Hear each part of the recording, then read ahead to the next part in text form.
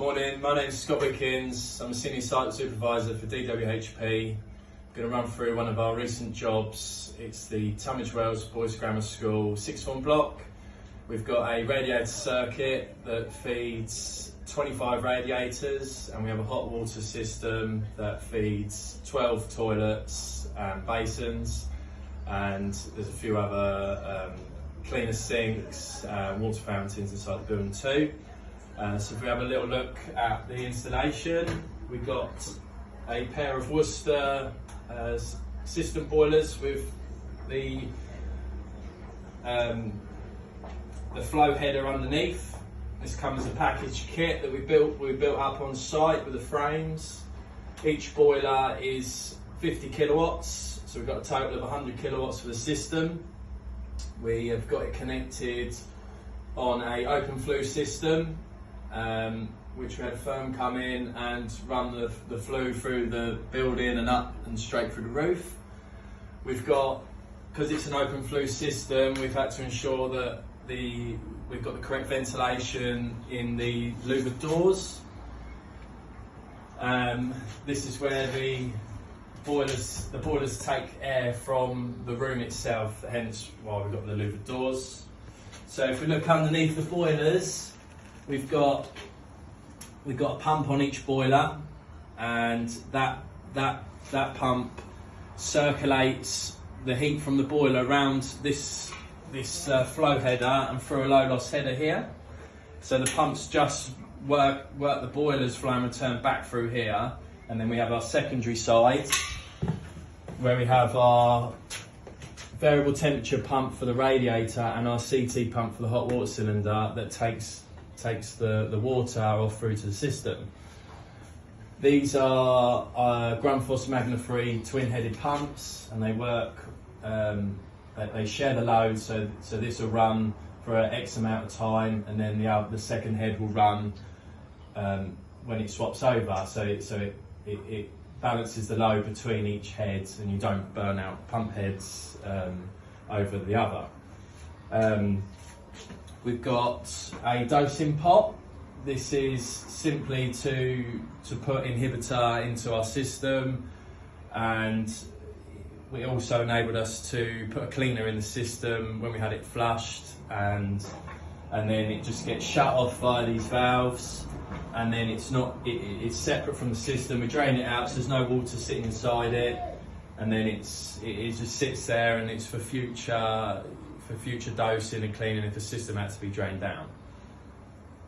So on our variable temperature circuit for the radiators, we've got our 3-pot valve, and what this does, it's got a motor in it that moves a ball to allow flow through the bottom to the circuit, and when it starts shutting down, the ball switches over inside the valve to balance the temperatures inside the pipework.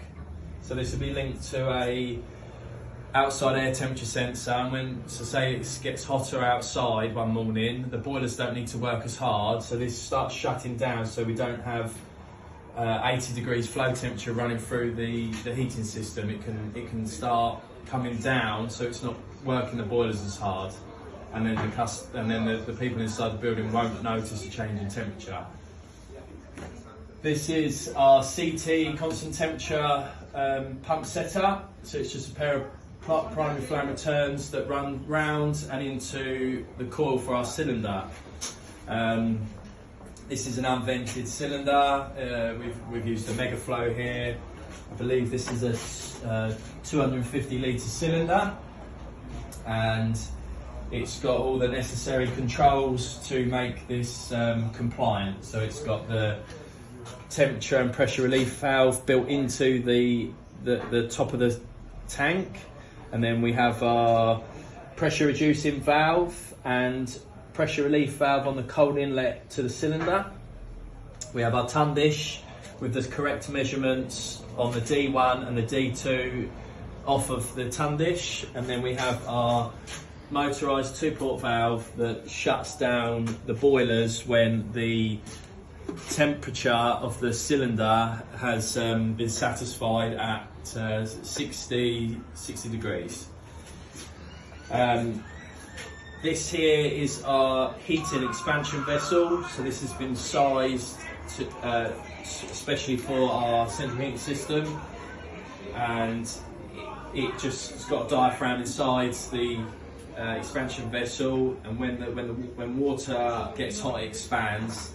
So this just takes expansion up inside the central heating system, and it's got all the relevant controls on it, so we can shut down and service and maintain the expansion vessel. It's very important that this gets checked annually, the pressure inside it for this to work correctly. Down here on our heating return, we've got a air and dirt separator. So this is on the returns coming back from our radiator circuit and our constant return as well for the cylinder, and this basically removes any air from the system